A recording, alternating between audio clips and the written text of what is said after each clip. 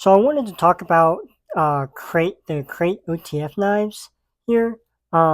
This is specifically the Parallax model. Now you may see, if you are familiar with Krate knives, you may say, "Oh well, this is the carbon fiber model." Well, actually, the place that I bought it at, I liked the red, but they actually sold out of the red one, and so they actually had these extra screws in the back, and so they gave them to me, and that was pretty cool. Um, but the first thing I want to talk about is the pros of this knife. I really like it because it's not like a super big knife, right? It's also really light, so I can throw this in like athletic shorts or something like just a waistband rather than having to put it like a belt or pocket or whatever. Um, because for me, a lot of knives that I have are actually fairly heavy and fairly big, and so having something like this that has genuine carbon fiber and light is really nice for it. But that's kind of, for me and my personal experience with these knives, is the only pro. It's light and it's a good size. But this is what I'm going to talk about. It's the spring, and I paid $170 for this. So this is $170 knife. Um, and the spring, and I've had this for about a year. So this is like a 1 year review. Um, I've used this for many different things, cutting and other things. And for me, when I first tried it, and this was when I was kind of new into OTFs. Um, and so I really wasn't knowing what I was looking for in an OTF, except that it's cool and it goes out the front. But this is the problem that I started having, even when it was new, was that the spring, how it feels, was just didn't feel good. I feel every mechanism going on in here, and that may just because of the material it's made of. You know, maybe it's not a solid metal construction, so that may be part of it.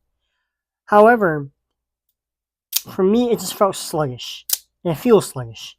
And if I'm not gripping this thing like I'm as if I'm holding all the parts together, it just does not like come out very easily.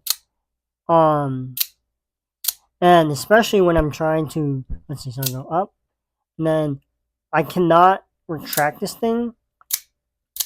It's just like it feels sluggish. And a lot of times it just doesn't even come out. It kind of does this right here. Or it doesn't go all the way down. It doesn't go all the way in when I'm holding it like upside down.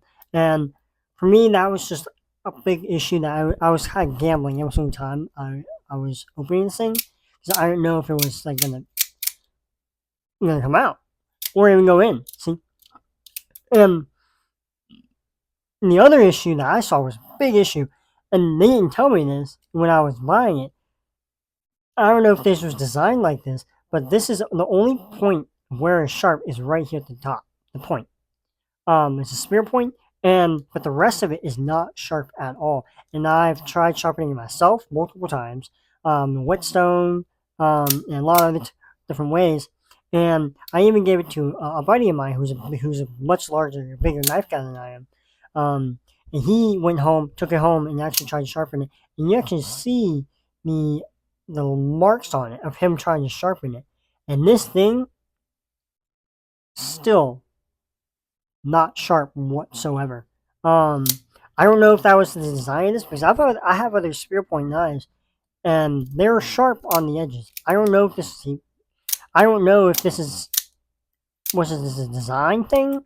Um, but I mean, I wanted this to be more of also like a utility knife, an EDC knife, cut through tape, because I work during work. I need to cut through tape and packages and stuff like that, and so I need a sharp knife. This barely cut through anything. Um, so the only time I really carry this is when I actually need for self defense. But the issue is that I couldn't trust that it was going to come out every single time. So and for $170, I would have expected a lot more from something like this. Now that I'm kind of gotten a little more into knives, especially OTFs. Um, and I mean, you can just hear it's just like rattling in there. And I've cleaned this too, like some people will say, well, mine won't. I've looked it up, and it says like, well, it could be dirty, it could be obstruction, something. And I opened it and I cleaned it out, oiled it, and it still just feels really sluggish. And also the paint here. I also when I saw a review video of this, I actually saw some people commenting about the paint on the screws when they got the red version. Uh, just wore out very very fast, and I did have that experience as well. Within like a week of getting this, when I was like putting it in my pocket, taking it out and things like that, or putting it on the table, it would just scrape off. And now you can see it's like a silver top with the reds. That's a cosmetic issue, so I don't really. It's not like a big deal to me. I don't really care that much. As long as it functions, and it doesn't function, I'd be fine with it. I have some other knives here. So this is a Templar knife here. This I bought at a friend's pawn shop. And I bought this one for just around $100. And the first thing, this when I got into OTF, this thing is weighty. And for me, I think weight is an indication of a pretty well, a decent quality knife. It's not the number one thing, of course. However, when I feel a knife that has a nice weight to it, there's already something that I already have a good impression of it. And for this one, when I opened it, it sold me immediately.